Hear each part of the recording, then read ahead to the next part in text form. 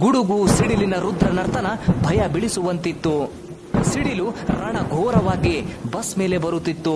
ಇನ್ನೇನು ಬಸ್ ಮೇಲೆಯೇ ಬೀಳುತ್ತದೆ ಅನಿಸುವಷ್ಟು ಹತ್ತಿರ ಬಂದು ಹಿಂದೆ ಹೋಗುತ್ತಿತ್ತು. ಹೀಗೆ ಹಲವು ಬಾರಿಯಾಯಿತು. ಎಲ್ಲರ ಎದೆ ಬಡಿತ ಹೆಚ್ಚಾಗಿತ್ತು. ಉಸಿರು ಬಿಗಿ ಹಿಡಿದು ಕೂತಿದ್ದರು. ಅದೇನನ್ನಿಸಿತೋ ಏನೋ, ಬಸ್ ಚಾಲಕ ಕೊನೆಗೂ ಬಸ್ಸನ್ನು ನಿಲ್ಲಿಸಿಬಿಟ್ಟ. ಅದು ಕೂಡ ಒಂದು ಮರದಿಂದ 50 ಹೆಜ್ಜೆ ದೂರ. ಎಲ್ಲ ಪ್ರಯಾಣಿಕರಿಗೆ ಆ ಚಾಲಕ ಹೇಳಿದ, ನೋಡಿ, ಈ ಬಸ್ಸಲ್ಲಿ ಯಾರೋ ಒಬ್ಬ ವ್ಯಕ್ತಿ ಇದ್ದಾರೆ. ಅವರ ಸಾವು ಇವತ್ತೇ ಬರೆದಿದೆ. ಅದಕ್ಕೆ ಆಗಿಂದ ಸಿಡಿಲು ತುಂಬಾ ಹತ್ತಿರ ಬಂದು ಹೋಗುತ್ತಿದೆ. ಅವರಿಗಾಗಿ ನಾವೆಲ್ಲ ನಮ್ಮ ಪ್ರಾಣ ಕಳೆದುಕೊಳ್ಳಬಹುದು. ಅದಕ್ಕೆ ಎಲ್ಲರೂ ಒಬ್ಬೊಬ್ಬರಾಗಿ ಆ ಮರದ ಹತ್ತಿರ ಹೋಗಿ ಮರ ಮುಟ್ಟಿ ಬರಬೇಕು. ಯಾರ ಋಣ ಇಲ್ವೋ, ಅದೃಷ್ಟ ಇಲ್ವೋ, ಅವರ ಮೇಲೆ ಸಿಡಿಲು ಬಿದ್ದು ಸಾಯಬಹುದು. ಬೇರೆಯವರ ಪ್ರಾಣ ಆದ್ರೂ ಉಳಿಯುತ್ತೆ. ಎಲ್ಲರೂ ಒಪ್ಪಿಕೊಂಡ್ರು. ಆದರೆ ಮೊದಲು ಹೋಗಲು ಯಾರೂ ಒಪ್ಪಲಿಲ್ಲ. ಕೊನೆಗೆ ಆ ಚಾಲಕ ತಾನೇ ಮೊದಲು ಹೋದ. ಹೆದರುತ್ತಾ ಹೋದ.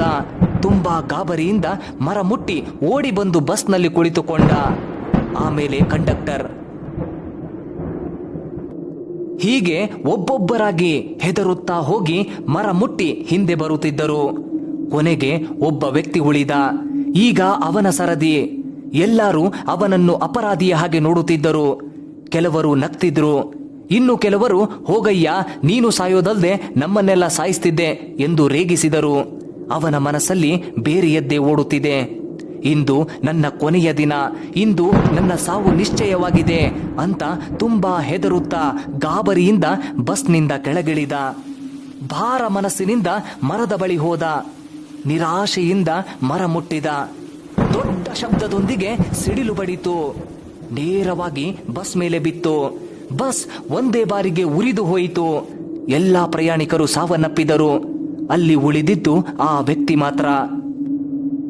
ಪ್ರೀತಿಯ ಬಂಧುಗಳೇ, ಆ ಉಳಿದ ಪ್ರಯಾಣಿಕರಿಗೆ ತಿಳಿದಿರಲಿಲ್ಲ, ಅಸಲಿಗೆ ಅವರನ್ನು ಕಾಪಾಡುತ್ತಿದ್ದು ಆ ವ್ಯಕ್ತಿ, ಅವನ ಅದೃಷ್ಟ. ಜೀವನದಲ್ಲಿ ಕೂಡ ನಾವೆಲ್ಲ ಸಂಘಜೀವಿಗಳು. ನಮ್ಮ ಯಶಸ್ಸಿಗೆ ನಮ್ಮ ಸುತ್ತಲಿನವರೆಲ್ಲ ಕಾರಣರಾಗಿರುತ್ತಾರೆ. ನಮ್ಮ ಪರಿಸರ ಕಾರಣವಾಗಿರುತ್ತದೆ.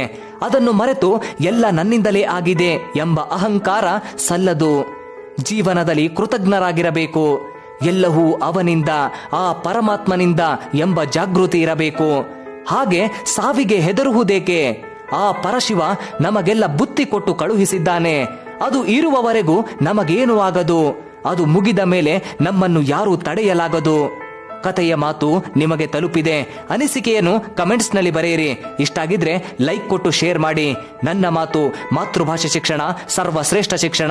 ಎಕೋ ಕನ್ನಡಕ್ಕೆ ಸಬ್ಸ್ಕ್ರೈಬ್ ಆಗಿ. ಗಂಟೆ ಚಿತ್ರದ ಮೇಲೆ ಕ್ಲಿಕ್ ಮಾಡಿ ಎಕೋ ಕನ್ನಡ ಕುಟುಂಬ ಸೇರಿ. ಧನ್ಯವಾದ.